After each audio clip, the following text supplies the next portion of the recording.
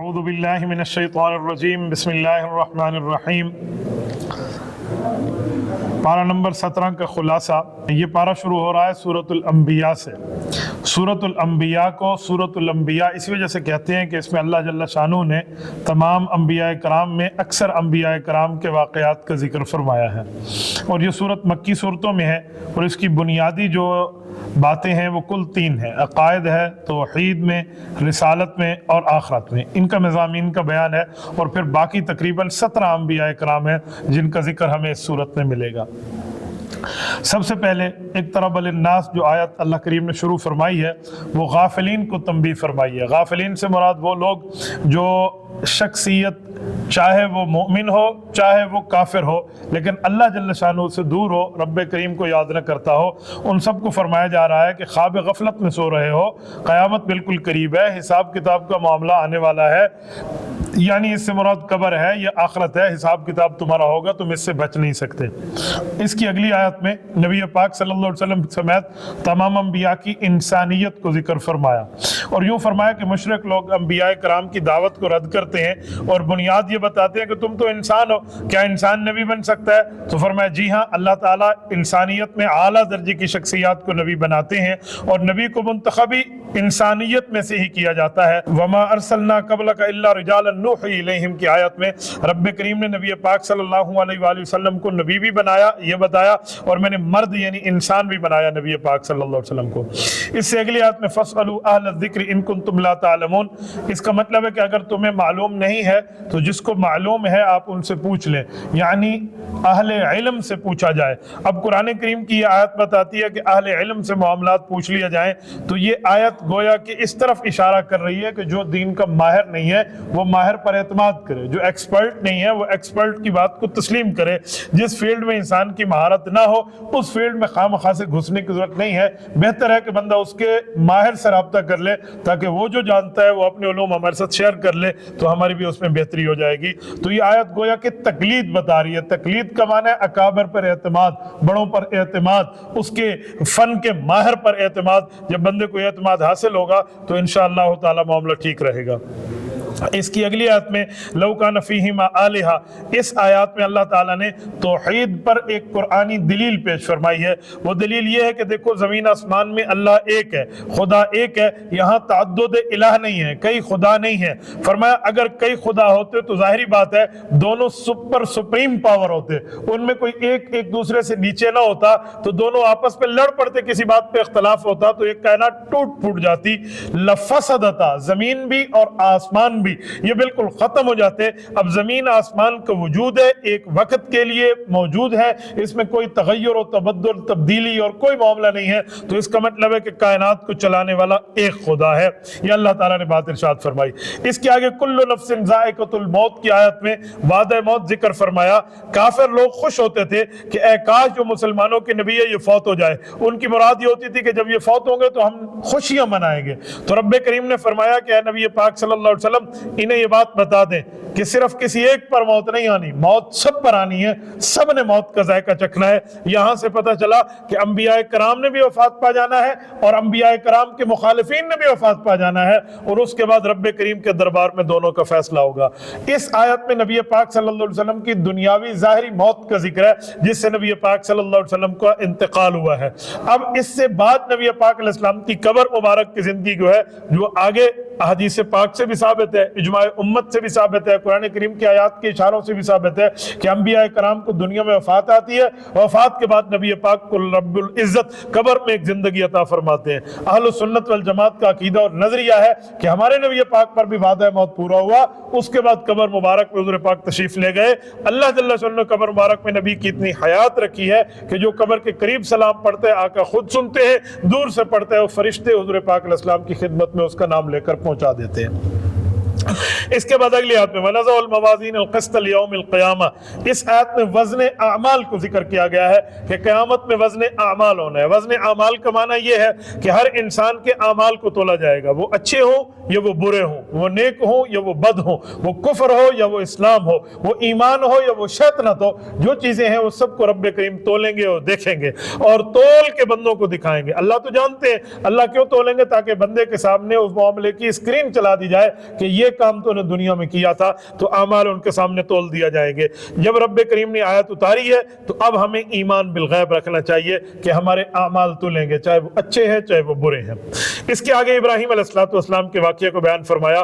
حضرت ابراہیم علیہ السلام کو رب کریم فرماتے ہیں ہم نے اعلیٰ قابلیت کی بنیاد پہ رشد و ہدایت عطا فرمائی۔ قوم ابراہیم بت پرست تھی، آپ کے والد خود بت بنا کر فروخت کرتے تھے، قوم اپنا جشن مناتی تھی، اس کے اوپر واہ واہ معاملہ تھا۔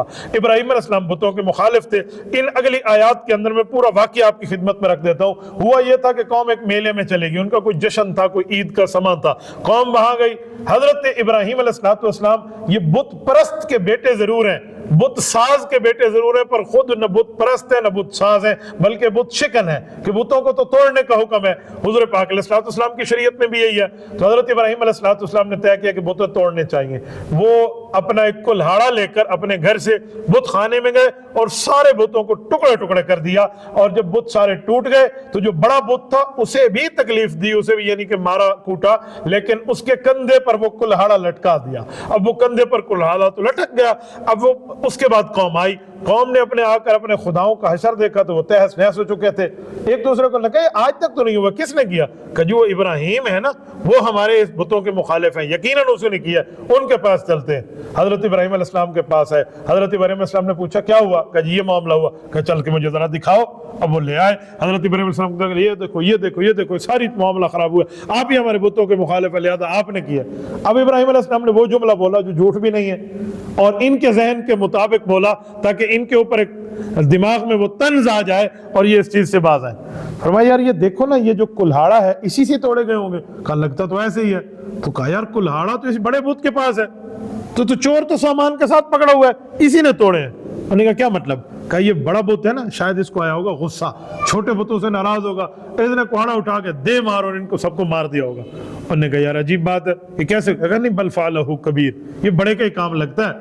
انہوں نے کہا بڑا چھوٹا یہاں ہل نہیں سکتا تو وہ کیسے ان کو جا کے مارے گا؟ کہ جو خود نہیں ہل سکتا تمہاری تقدیر کو کیسے ہلائے گا، تمہاری قسمت کو کیسے ہلائے گا، تمہارے لیے قبر آخرت کے معاملے میں کیسے خدا ہوگا۔ دراصل ابراہیم علیہ السلام نے کوئی جھوٹ نہیں بولا کہ بڑے نے کیا ہے، یہ ان کے دماغ کے بند دریچوں اور کھڑکیوں کو کھولنے کے لیے بات فرمائی ہے۔ تو یہ ابراہیم علیہ السلام کے واقعے کو اللہ تعالیٰ نے یہاں بیان فرمایا۔ اب جو ایمان لانے والے تھے وہ ایمان لاتے نا، لیکن قوم لاجواب ہو گئی، پر اس قوم کے اوپر ان کے بتوں کی عاجزی ظاہر ہو گئی، پر ایمان والا معاملہ نہیں تھا۔ تو رب کریم کا معاملہ یہ سارا ایسے ہی چلتا رہا۔ اس کی اگلی آیت میں وَدَاوُودَ وَسُلَيْمَانَ إِذْ يَحْكُمَانِ فِي الْحَرْثِ إِذْ نَفَشَتْ فِيهِ غَنَمُ الْقَوْمِ وَكُنَّا لِحُكْمِهِمْ شَاهِدِينَ۔ یہ آیت بہترین آیت ہے۔ دنیا میں اختلاف رائے کی بنیادی معاملات اس میں سمجھائے جاتے ہیں۔ یہ کہا جاتا ہے نا کہ مثلاً دو فقیہ ہیں، دو عالم ہیں، دین کے ماہر ہیں، ایکسپرٹ ہیں، تو بھئی ان دونوں کا آپس میں اختلاف کیوں ہے؟ لوگ کہتے ہیں جب دین ایک ہے تو پھر جواب دو کیوں آ جاتے ہیں، مسئلے کے اختلاف کیوں ہو جاتے ہیں؟ اس بات کو سمجھنے کے لیے اس آیت کو سمجھ جائیں۔ داؤد علیہ السلام کا دور رسالت ہے، داؤد علیہ السلام بھی نبی ہیں، بیٹے سلیمان علیہ السلام بھی نبی ہیں۔ ایک کیس پیش ہوا، اس کیس کا ڈیسیجن والد نے اور دیا، بیٹے نے اور دیا، دونوں نبی ہیں۔ قرآن کہتے ہیں اِذْ يَحْكُمَانِ فِي الْحَرْثِ، اور دونوں نے فیصلہ دیا۔ اب فیصلہ کیا تھا؟ دونوں کے ایک دوسرے سے مختلف فیصلہ ہے۔ ہوا یہ تھا کہ ایک کھیت کو آ کے بکریاں کھا گئیں، بکریوں کو ریوڑ آیا اور کھیت کو چر کے بالکل کھیت کو الف بے جیم دال اس کو کر دیا اور ختم۔ وہ کھیت والا بیچارہ روتے ہوئے آیا حضرت داؤد علیہ السلام کے پاس کہ حضرت یہ اس بندے کی بکریاں ہیں اور یہ اپنی بکریاں سنبھال نہیں سکتا، میرے پورے کھیت کا رگڑا نکال گیا۔ تو حضرت داؤد علیہ السلام نے معاملہ دیکھا کہ جی آپ مظلوم ہیں، بتاؤ کھیت میں کتنا نقصان ہوا ہے، پیسے لگاؤ، حساب لگاؤ۔ انہوں نے کہا جیتنے کا۔ کہ بکریوں کے حساب لگاؤ، وہ کہا جیتنے کے۔ اور بکریوں کا پیسہ اور کھیت کے نقصان کا پیسہ ایک برابر تھا۔ فرمایا بکریاں اس کو دے دو، یہ اس کی ہو گئی۔ فیصلہ ہو گیا۔ اب یہ دونوں چل کے دوبارہ حضرت داؤد علیہ السلام سے ہٹ کے حضرت سلیمان علیہ السلام کے پاس ہے کہ جی ایسے دیکھیں، ایسے ہی معاملہ ہوا۔ سلیمان علیہ السلام نے فرمایا یہ بتاؤ کھیت والے کا جو نقصان ہوا ہے وہ بندہ ذرا ادھر آئے، وہ ادھر آ گیا، جس کی بکریاں ادھر آ وہ ادھر آ گیا۔ فرمایا وہ بکریوں والا زیادتی تیری ہے، تو نے زیادتی کی ہے، لہٰذا تو اس کے کھیت میں جا کر اس کے کھیت کو جونا شروع کر دے، اس کو بونا شروع کر دے، اس کی سیٹنگ شروع کر۔ اور جو تو کھیت والا ہے تو اس کی بکریاں ان دنوں تک اپنے پاس رکھے گا، چرائے گا بھی صحیح، اور دودھ وغیرہ بھی تو استعمال کرے گا۔ جب تک کھیت دوبارہ برابر نہیں ہوتا اس وقت تک بکریاں اس کو نہ دینا۔ اب یہ دونوں فیصلے ہو گئے۔ اب ایک شریعت ہے دو نبیوں کا فیصلہ ایک دوسرے سے الگ الگ ہے۔ اگر کسی دین کے ایک مسئلے میں علماء فقہا کی دو رائے آ جاتی ہیں تو پھر اگر لوگ اعتراض کریں کہ دو مولوی دو جواب کیوں دے رہے ہیں، شریعت تو ایک ہے، تو پھر ادھر دو نبی دو جواب کیوں دے رہے ہیں؟ تو اس کا ایک ہی جواب ہے کہ اختلاف امتی رحمت، جو حدیث میں آیا نا کہ دلیل کی بنیاد پہ اگر اختلاف ہو تو یہ رحمت ہے۔ اب دونوں کے جواب ٹھیک ہیں، رب فرماتے ہیں وَكُنَّا لِحُكْمِهِمْ شَاهِدِينَ، ہم دونوں کے جواب کو دیکھ رہے ہیں، لیکن فَفَهَمْنَاهَا سُلَيْمَانَ، حضرت داؤد کا جواب بہتر ہے، حضرت سلیمان کا جواب بہترین ہے۔ اللہ نے اس کو غلط نہیں فرمایا، بہتر اور بہترین کا فرق ہے، اولا اور غیر اولا کا فرق ہے، یہی فرق ہے، لہذا سلیمان علیہ السلام کے فیصلے کو نافذ کیا گیا۔ آج اگر امام اعظم ابو حنیفہ رحمۃ اللہ علیہ کا قول اور ہے، حضرت امام شافعی، امام احمد، امام مالک رحمہ اللہ کا قول اور ہے، تو یہ اعتراض نہیں ہو سکتا کہ شریعت ایک ہے مسئلے دو کیوں ہیں۔ بھئی دلیل کی بنیاد پر مسائل میں اس طرح اختلاف آ سکتا ہے۔ جب ایک مریض کے علاج میں ڈاکٹروں کی دو پینل الگ الگ دوائی تجویز کر سکتے ہیں، ایک کیس کے اندر دو جج اور دو کورٹ الگ الگ فیصلہ دے سکتے ہیں دلیل، پروف اور ایویڈنس کی بیس پہ، تو شریعت کی بنیاد پر بھی مختلف جوابات دیے جا سکتے ہیں۔ یہ قرآن کریم کی پوری اس آیت کا خلاصہ ہے۔ اس سے آگے چلیں، وَأَيُّوبَ إِذْ نَادَىٰ کی آیت میں حضرت ایوب علیہ السلام اور ان کی خدمت گزار بیوی کا ذکر ہے کہ حضرت ایوب علیہ السلام کو رب کریم نے یہ معاملہ عطا فرمایا تھا کہ وہ انتہائی متمول تھے، غلام رہتے، خاندان تھا، اور اسی طرح ان کے نوکر چاکر تھے، ان کا بہت بڑا کاروبار تھا، اور بیوی اور یہ ہنسی خوشی کی زندگی گزار رہے تھے۔ ہوا یہ کہ بیمار ہوئے، اتنے بیمار ہوئے، کاروبار ٹھپ ہو گیا، غلام چھوڑ کے چلے گئے، خاندان والے ہٹ گئے، اکیلی بیوی ٹھہری، اس نے وہ خدمت کی جو خدمت کرنے کا حق ادا کر دیا۔ ایک وقت آیا، رب کریم نے حضرت ایوب علیہ السلام کو فرمایا ارکز برجلک، ادھر آئیں اور اپنے پاؤں کو یوں ماریں۔ وہ گئے اور انہوں نے اپنے پاؤں کو وہاں یوں مارا، اور اللہ تعالی نے وہاں سے پانی کا چشمہ جاری فرمایا، اور پانی کے چشمے جاری ہونے پہ انہوں نے وہاں سے غسل کیا، اس پانی کو پیا، اللہ نے انہیں صحت دی، اور بیوی کو خدمت کا صلہ یوں ملا، رب کریم نے اس خاتون کو ایک رتبہ دیا، اور حضرت ایوب علیہ السلام کو دوبارہ صحت بھی لوٹائی، غلام بھی لوٹائے، کاروبار بھی لوٹایا، اور سارے معاملات دوبارہ ان کے قدموں میں آ گئے۔ رب کریم کا شکر ہے، اللہ کا فضل ہے، میں اس مقام پہ گیا ہوں، میں نے یہ ارکز برجلک کی جگہ اپنی آنکھوں سے دیکھی ہے۔ یہ ترکی کا شہر ہے عرفہ، یہ ملک شام کا بارڈر ہے، یہاں پر وہ پہاڑی میں آج بھی جائے تو بندہ وہ نیچے جا کر آتا ہے، پہاڑ کے اندر ایک غار ہے، اور ھذا مغتسل وھذا بارد، جسے قرآن کہتا ہے وہی پانی، وہ پانی وہاں موجود ہے۔ میں آپ کو اس بارے میں بات کروں، میں اللہ کے گھر میں بیٹھا ہوں، تراویحوں کے بعد ہم بیٹھے ہیں، نیک جگہ بیٹھے ہیں، رب کا قرآن سامنے ہے، جتنا پانی زور لگا کے بندہ وہاں پیے، بندے کا پیٹ سیر نہیں ہوتا، بندہ کہتا ہے اور بھی پی لوں۔ وہاں دو پانی ایسے ہیں جن کو میں نے پیا، عرفہ شہر کی بات کر رہا ہوں، بڑے عظیم پانی ہیں، زمزم تو ہے ہی عظیم، لیکن میں اس کی بات کر رہا ہوں عرفہ شہر کے پانیوں میں۔ ایک یہ پانی، ایک حضرت ابراہیم علیہ السلام کے گھر کا پانی ہے، چھوٹے ڈسپوزیبل گلاس ہوتے ہیں نا، اب میں جھوٹ بولوں تو اللہ مدد کھینچ لے، 20 گلاس میں نے پیے، چھوٹے ڈسپوزیبل گلاس، لیکن میری پیاس ختم نہیں ہو، میں چاہتا تھا اور بھی پانی پی لوں، اتنا عظیم پانی ہے۔ وہاں کے بزرگ مجھے بتا رہے تھے کہ یہ ابراہیم علیہ السلام کی دعائیں رب نے قبول کی ہے، یہاں ہر ایک گلاس پر ایک دعا قبول ہوتی ہے، تو میں نے تو وہاں 20 دعائیں الحمدللہ مانگی۔ تو یہ اس جگہ کی ذکر ہے، حضرت ایوب علیہ السلام کو رب نے وہاں صحت بھی دی، اور حضرت ایوب علیہ السلام کو اللہ تعالیٰ نے سارا معاملہ ویسے لوٹا دیا۔ اس کی اگلی آیت میں انکم وما تعبدون من دون اللہ، اس آیت میں کافروں کی ایک غلط فہمی کو رب کریم نے توڑا ہے۔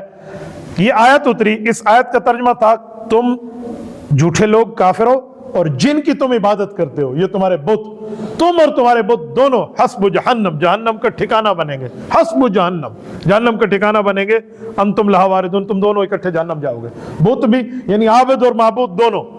تو کافر بڑے تم تراک کے ساتھ نبی پاک کے پاس آئے، کہا جی ہمیں سودا قبول ہے، کہا وہ کیوں؟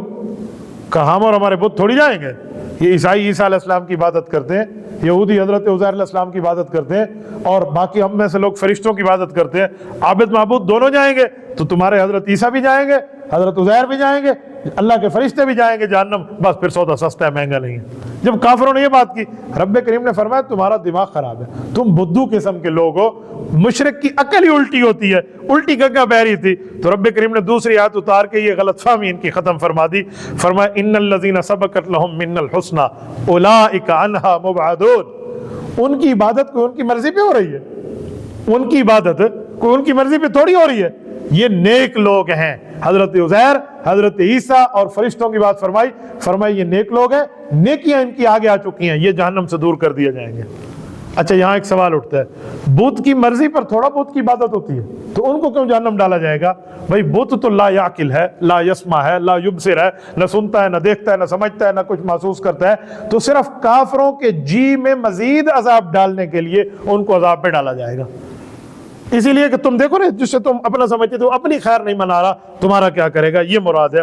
اس کی اگلی آیت وما ارسلناک الا رحمۃ للعالمین، قرآن کریم کی معروف مشہور ترین آیت، جس میں نبی پاک علیہ السلام کو صرف امت محمدیہ کے لیے نہیں، صرف ایک عالم کے لیے نہیں، رحمۃ للعالمین فرمایا گیا، تمام کائنات اور تمام جہانوں کے لیے ہمارے نبی پاک صلی اللہ علیہ وسلم رحمت ہے۔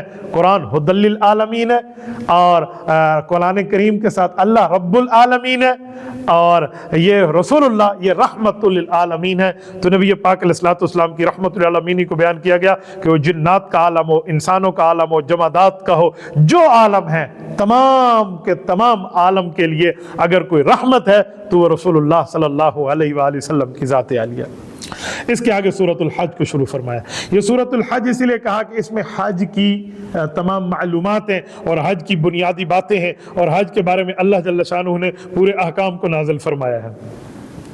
سب سے پہلی آیت میں یا ایھا الناس اتقوا ربکم ان زلزلۃ الساعۃ شیء عظیم، رونگٹے کھڑے ہو جاتے ہیں۔ آیت اتنی قیامت کی ہولناکی، قیامت کی سختی کو بیان کر رہی ہے۔ فرمایا لوگو قیامت کے اس سخت ترین زلزلے سے ڈرو جو سخت ترین ہوگا، جس کو رب سخت فرمائے، آپ بتائیں وہ کتنا سخت ہوگا۔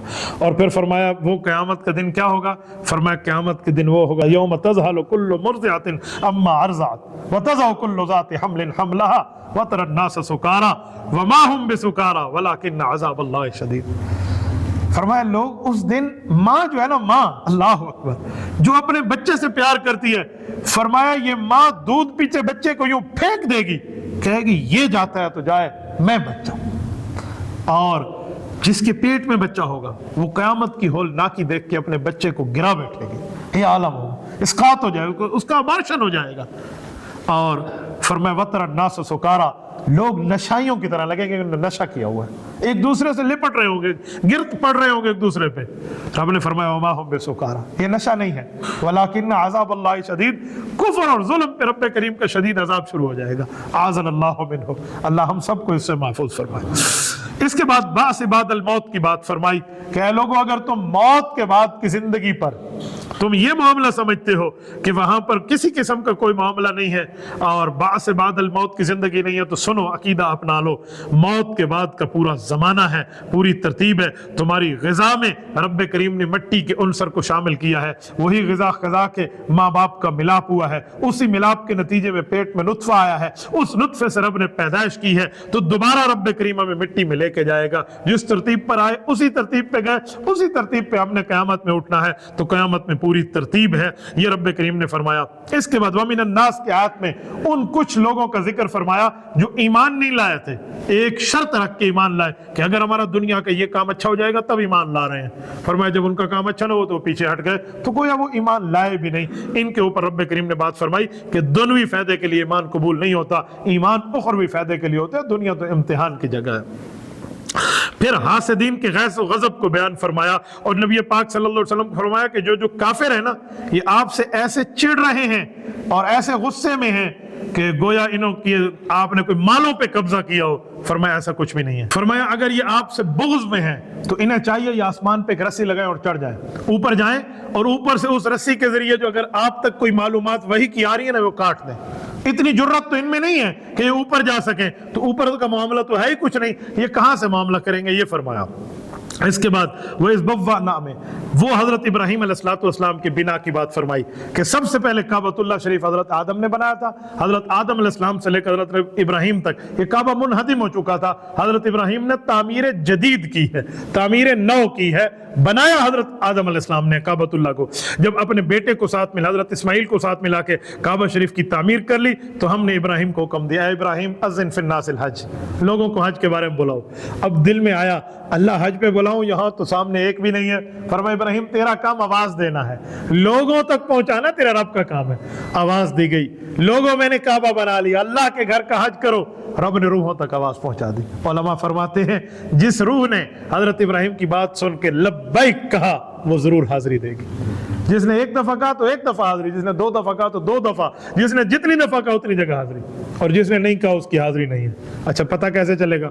کہتے ہیں جب وہاں جا کے ایک دفعہ لبیک کہہ لو گے نا تو پتہ چل جائے گا کہ میری روح وہاں کہنے والوں میں تھی۔ حضرت ہمارے حافظ رحمۃ اللہ صاحب کی اللہ پاک مغفرت فرمائے، کتنا قرآن کریم کی انہوں نے خدمت کی تھی۔ ہر سال حج اور عمرے ان کے ہوتے تھے۔ ہمارے والد صاحب رحمۃ اللہ علیہ نے ایک دفعہ ان سے مذاق کیا کہ جب حضرت ابراہیم علیہ السلام کی آواز آپ نے سنی ہوگی تو تین ڈانٹ جگتی ہو سی لبیک لبیک دی اللہ سے تک ولا ولا گن میں دے، تو اللہ ہم سب کو عطا فرمائے۔ دیکھیں کئی حضرات ہیں، کتنے کتنے حج ہیں۔ حضرت امام حسین کے 25 حج پیدل ہیں، حضرت امام حسن کے 25 حج ہیں، اور اسی طرح حضرت امام اعظم ابو حنیفہ رحمہ اللہ کے 55 حج ہیں۔ تو کتنے اللہ پاک عطا، اللہ ہم سب کو عطا فرمائے۔ اس کے آگے اللہ تعالیٰ نے قربانی کے حکم کو بیان فرمایا، اور قربانی کے لیے فرمایا ایام معلومات، فرمایا وہ دن ہیں جو معلوم دن ہیں۔ اب معلوم دن کون سے؟ حضرت علی المرتضیٰ فرماتے ہیں ہمیں آقا انعامدار صلی اللہ علیہ وسلم نے فرمایا ایام معلومات جو ہیں وہ 3 دن ہیں، 10 ذوالحجہ، 11 ذوالحجہ، 12 ذوالحجہ، یعنی بقرعید اور اس کے ساتھ 2 دن اس کے آگے، یہ 3 دن ہیں، اس میں قربانی کریں۔ یہ قربانی کے کل 3 دن ہیں۔ اس کے آگے قربانی کے مقصد کو فرمایا لا ینال اللہ لحومها ولا دماؤها، فرمایا لوگوں یہ گوشت اور یہ خون جس کو تم ذبح کر رہے ہو یہ رب کے پاس نہیں پہنچ رہا، ولاکن ینالہ التقوی منکم، جو تمہارے دلوں میں تقوی ہے نا، جو نیکی ہے، اللہ کا ڈر اور خوف ہے، اللہ کے پاس وہی پہنچ رہا ہے۔ پتہ چلا بندہ اخلاص کے ساتھ قربانی کرے، ریاکاری کے اوپر خون بہانا آ جائے گا، پھر قربانی ضائع ہو جائے گی۔ پھر اگلی آیت میں اذن للذین یقاتلون بانہم ظلموا، اللہ اکبر۔ اس آیت کے اندر رب کریم نے جو بات ارشاد فرمائی ہے وہ صحابہ کرام رضی اللہ عنہم اجمعین کو اعلان جہاد کی اجازت دی ہے کہ ابھی تک مکی زندگی تھی، تم نے ہاتھ باندھ کے رکھے، ہم نے منع کیا جواب نہ دو، فرمایا اب جواب دینے کے لیے رب کریم تمہیں اعلان جہاد پر اجازت دے رہا ہے۔ اس آیت میں جواب دیا۔ پھر اس کے بعد اللہ تعالیٰ نے اگلی بات ارشاد فرمائی، فرمایا جہاد کی اجازت یہ پہلی مرتبہ دے دی، پھر فرمایا جہاد کے جواب میں اور اس کے نتیجے میں اسلامی ریاست قائم ہوگی۔ تو اسلامی ریاست اور حکمران کی ذمہ داری کیا ہے؟ فرمایا الذین ان مکناہم فی الارض، فرمایا حکمران اسلام کی 4 ذمہ داریاں ہیں۔ نمبر 1 وہ نماز کی پابندی کرے اور کرائے، نمبر 2 زکوٰۃ کی ادائیگی کرے اور کرائے، نمبر 3 نیکیوں کا حکم کرے، نمبر 4 گناہوں سے روکے، امر بالمعروف اور نہی عن المنکر اسلامی حکمران کی ذمہ داری ہے۔ اس کو رب کریم نے بیان فرمایا وللہ عاقبۃ الامور، فرمایا کہ یہ سارے معاملات اللہ پاک جل شانہ کے لیے ہیں۔ اگلی آیت میں وما ارسلنا من قبلک، اس آیت میں رسول اللہ صلی اللہ علیہ وسلم تسلی دی، فرمایا اے نبی پاک آپ کی بات پہ کافر اعتراض کرتے ہیں، آپ دل چھوٹا نہ کریں۔ اس طرح کے لوگوں نے پہلے لوگوں نے بھی پہلے انبیاء پر اعتراضات کیے تھے، یہ ان کا کچھ نہیں بگاڑ پائے، تو یہ آپ کا کیا بگاڑیں گے۔ اور پھر یہ بھی ایک بات ارشاد فرما دی، فرمایا جب رسول اللہ صلی اللہ علیہ وسلم قرآن پڑھتے ہیں شیطان بے ایمان اس وقت کافروں کے دلوں میں شبہات ڈال رہا ہوتا ہے کہ اس کا مطلب یوں نہیں ہے، یوں ہو جائے گا، یوں ہو جائے گا، الٹے ڈال رہا ہوتا ہے۔ فرمایا رب کریم ان شبہات کو ختم کر دیتے ہیں۔ اس کے بعد دل تو صاف ہو گئے، اب 2 باتیں ہوں گی، جو ضدی ہوگا وہ نہیں مانے گا، آخرت میں انجام دیکھے گا، جو ضدی نہیں ہوگا رب اس کو ایمان کی دولت عطا فرمائے گا۔ پھر معبودان باطلہ کی بات فرمائی کہ یہ جو تم اللہ کے علاوہ جس کو خدا مان رہے ہو، مشرکین کے جھوٹے پتھر کی بنی ہوئی مورتیاں، فرمایا یہ سب مل کے ایک مکھی پیدا کرنے کی بھی طاقت نہیں رکھتے، ایک مکھی یہ پیدا نہیں کرتے۔ لن یخلقوا ذبابا ولا اجتمعوا لا، سارے کے سارے اکٹھے کیوں نہ ہو جائیں، ایک مکھی پیدا کریں، ان کے جو ہے نا کیا کہتے ہیں کوئی اندر وہ طاقت موجود نہیں ہے۔ یہ اچھا چھوڑیں، مکھی پیدا کرنا تو بڑی بات، رب کریم نے فرمایا اچھا مکھی پیدا نہیں ہوتی، تمہارے کھانے میں مکھی آ کر کوئی چیز ایسی اٹھا جائے، کتنی مائکرو چیز ہوگی، کتنی چھوٹی، فرمایا وہ اٹھا جائے، تمہاری طاقت ہے تو اس سے واپس لے کے دکھاؤ کہ وہ اٹھائی ہوئی چیز تم واپس نہیں لا سکتے، یہ بت، اور تم ان کو خدا بنا کے بیٹھے ہو، خدا کے بندے، یوں نہیں ہونا چاہیے۔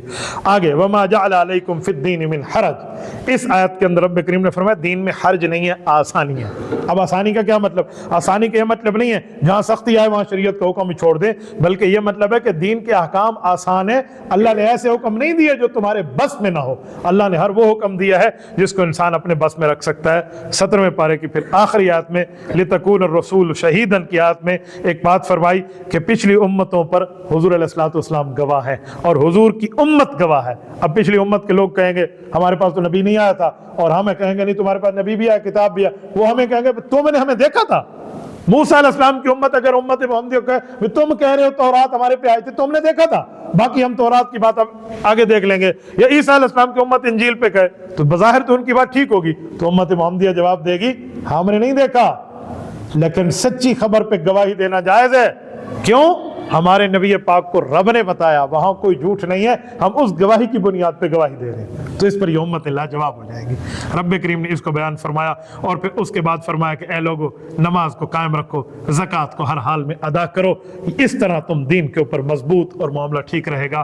اللہ پاک ہمیں اللہ پر بھروسہ رکھنے کی اور اس کی بات ماننے کی توفیق عطا فرمائے۔ وآخر دعوانا ان الحمد للہ رب